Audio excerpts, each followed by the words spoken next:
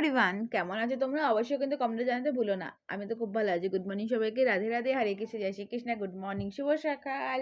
এখন কটা বাজে জানো? এখন বেজে গেছে হচ্ছে তোমার 11:10। আমি ঘুম থেকে উঠেছি 5:10 নাগাদ হয়তো। তো সকাল থেকে অ্যালার্ম বাজছে 5:30 থেকে, আমি উঠিনি। আমি উঠলাম কখন? 10টা বাজে, 5:10 বাজবে 10টা। তখন বাবা উঠে তখন হাত ধাপ রেডি হয়ে গেছে। বাবা বেরোতে বেরোতে জানলাগুলো খুলে বিছানাটা গোছাচ্ছিলাম।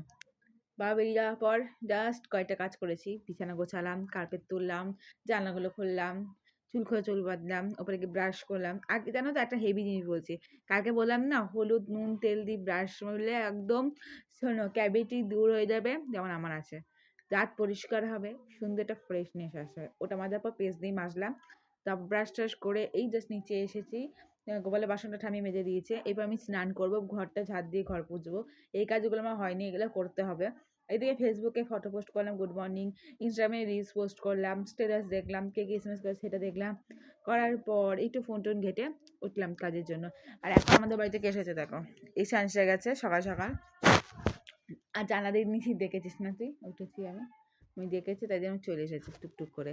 তো চলো গোপাল পুজো দেবো। এই যে গোপাল স্বয়ংই আছে এখন। তো উঠে বই তাড়াতাড়ি গেলে কাজগুলো করি, তারপর তোমার সাথে দেখা হচ্ছে। টাটা।